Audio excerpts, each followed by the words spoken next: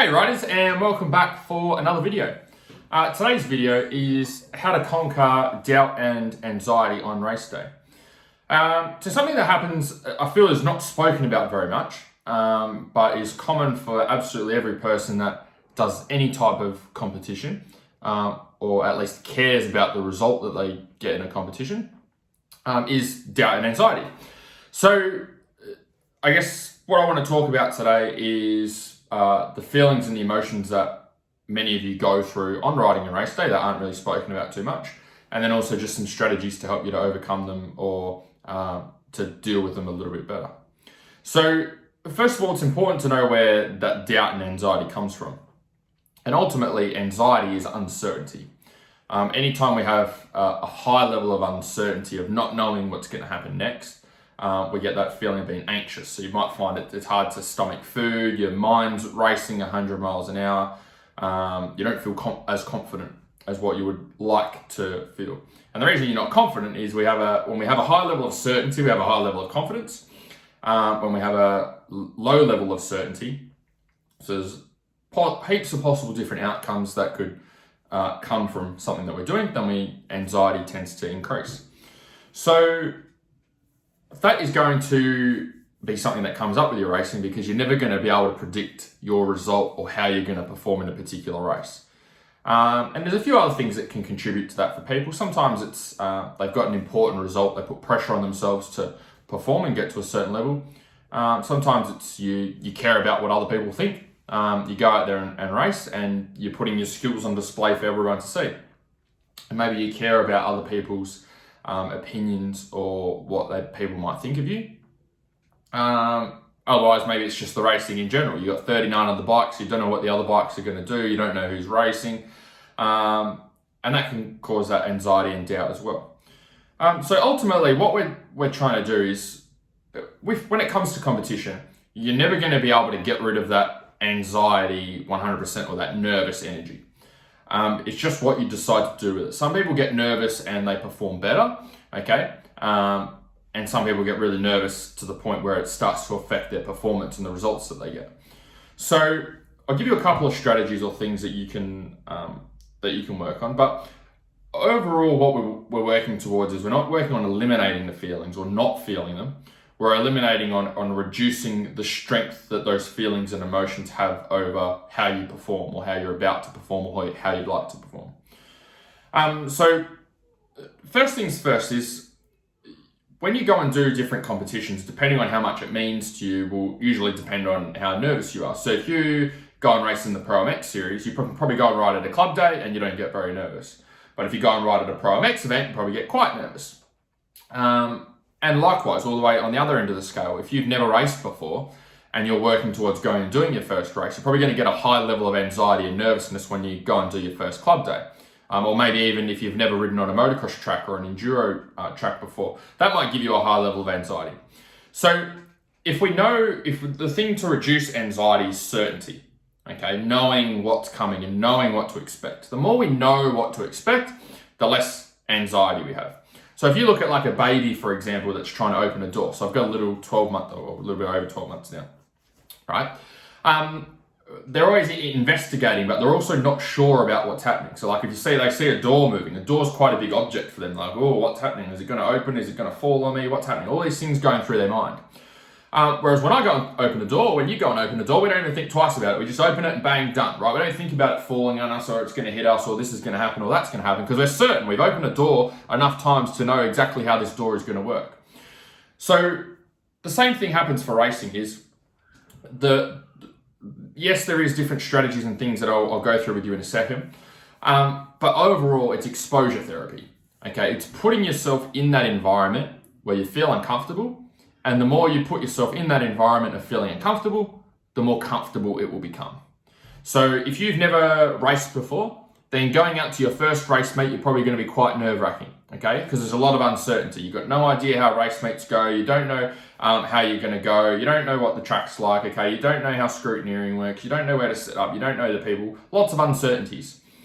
Whereas if you've been to 100 race meets, you don't get that same level of anxiety going to a club day because you know what to expect. You know how it runs, you know when things start, you know what the track's like, you know what the competitions are like, you know how to prepare, you know how to get organized, you know how everything works.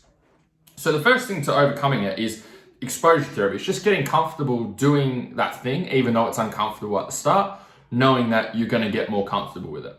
So if you're a B grade rider and you want to be an A grade rider, then it's going to feel uncomfortable to go and ride with the A graders first, but the more you ride with them, the better you're going to get and the less anxious and nervous you're going to be. If you just ride state rounds and you'd like to go and do the Pro MX series or the ALRC series, you're going to feel anxious and nervous the first time you go and do a Pro MX race or the first time you go and do an ALRC round. You just have to get comfortable doing them. The more you do of them, the better you will get at controlling your nerves. But as I've said a few times already, that certainty is going to increase, so your level of anxiety is going to decrease. It's all about increasing certainty, but the only way you can do that is you've got to get in there. You've got to get uncomfortable, okay, and put yourself in that environment more. So common mistakes that I see is, first of all, people think these feelings of anxiety and nervousness aren't normal. And so what happens is they try and bottle it up or like pretend it's not there or try and act super confident when they're actually not confident at all. So first of all, it's just acknowledging it.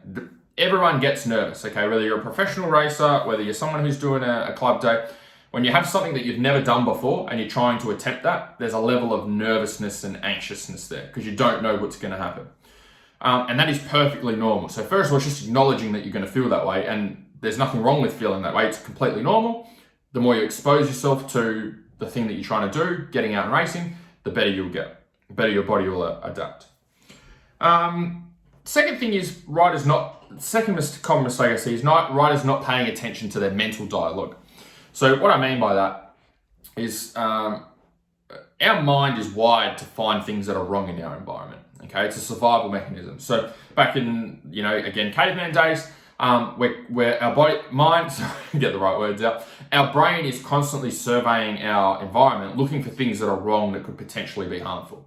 And our brain does the same thing today as well. But it picks up things that aren't necessarily harmful, but things that feel could threaten us in some way. But obviously not going to be most of the time it's not going to be life-threatening. So your mental dialogue is something that you need to pay attention to. So all of us have mental chatter, okay, mental dialogue. It's like a constant book, we constantly talk to ourselves. So first of all, it might be just acknowledging that you do talk to yourself, because every single person does it. Okay, there's no point in hiding or pretending it's not there. Everyone does it. Okay, unless you're a monk who has a very, very sharp focus. All of us chat to ourselves and have a dialogue that's happening up here. So what you'll find when you have these anxious and nervous feelings, you're getting anxious and nervous and the event hasn't even happened yet. It's beforehand. So how can I get anxious and nervous about a race when the race in 2 weeks' time? The reason that happens is because you're playing the race up here. And you're playing the race up here, and that's what's making you feel anxious now. That's what's making you feel as if the race is happening now, not in 2 weeks' time, even though you could be just sitting in a chair. So often what happens is our mind will start to play and rehearse potential scenarios and potential things that could go wrong. And what happens is we start to go down this rabbit hole. Okay, so it might let's say I'm going out for my first Pro MX race. Okay, I've done a lot of opens and I'm going for my first Pro MX race.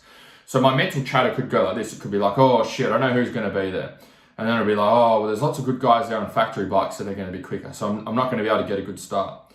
Oh, what if these guys are a bit bigger than me, weigh a little bit more, so are a bit stronger on these 450s. So I'm probably not going to be able to wrestle the bike around as much. So I'm probably not going to get a good start.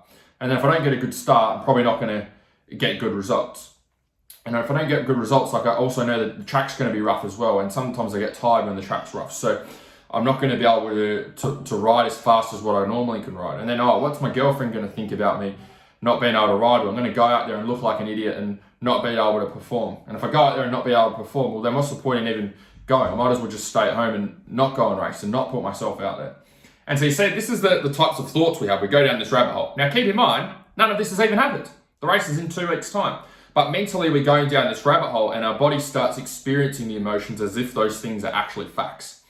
And that makes it worse and worse and worse. So it's just catching yourself. It's just knowing, first of all, that you talk to yourself, knowing what that conversation is, and then catching yourself when you start to go down that rabbit hole and pulling it down the opposite way. So the way that you can The way that you can pull it down the opposite way is find things that you're confident with. Find things that you're like, okay, I can do well with this. Or like, so the way that you could reverse that is go, okay, well, shit, I'm having all of these negative thoughts, or, going down the rabbit hole for this particular track. Oh, well, one thing I am good at is ruts. Okay, cool. And if I'm good at ruts, well, that means I can be good at 50% of the track. Okay, or it might be like, oh, I've actually had quite good results there. I've got quite good lap times. Or it might be a 20-minute motors. And okay, well, I'm quite good at 20-minute motors. My fitness is really, really great for that length of time. So it's just, you have to really control it, but you have to be aware of it. Okay, you can't just, the whole steering the conversation in your head isn't going to happen on its own. You have to be able to pick up when you're going down that rabbit hole and then pull yourself out of the rabbit hole and start moving yourself in the right direction. And it's even just talking to yourself in a confident way, like just little things. You can say, like, I can do this, I can do this, I can do this. And you just keep saying that to yourself in your head to override all the other shit that's happening in your mind. Specifically, as you get closer to race day or closer to the event, you're going to find your anxiety, your nervousness goes like this, the closer you get to the event. It's going to be at its peak when you're on the start line ready to go. So the way that you overcome that is you control that mental chatter. You say, I can do this, this is easy, I can do this, or I'm a fast rider, I'm a confident rider. Say things that are going to help to, it doesn't really matter what you say, as long as it's something positive that's pulling your mind from getting sucked down that rabbit hole on the other side.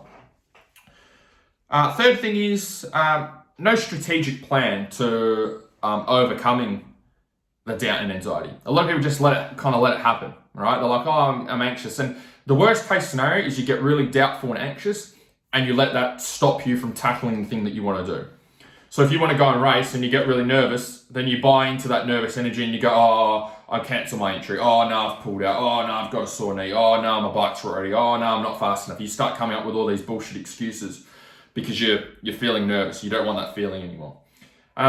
So first of all, know that it's normal. And once you know that it's normal, then have some strategies to get you back on track. One of them was one of the ones that I just showed you with finding positive things or things that you can work on. Affirmations, like things that you can say in your mind to get yourself on track. You kind of have to be your own cheerleader, right? You have to pump yourself up. And I don't mean pump yourself up and go, yeah, I'm the best. Mentally, inside here, you have to go, you can do this. This is easy, okay? Like talk to yourself in a positive way. Pretend that you're your own coach. What would your coach be saying to you, okay? And that's the dialogue that should be going on up here. So other strategic plans that you can use meditation if you used that before. You can maybe do some light exercise or a light warm up to get your heart rate up. That's very good as well at getting your mind to calm, getting rid of that or trying to reduce that level of nervous energy. But otherwise, overall for today's video is exposure therapy. Don't let the anxiety and stress stop you from achieving or doing the things that you want to do. They're perfectly normal. It's going to be very high at the start when you do something for the first time. The more that you do it, the more certainty you gain, the less anxiety, nervousness, and stress that you have, which means you come better at performing because you know what to expect and your body knows what to expect as well.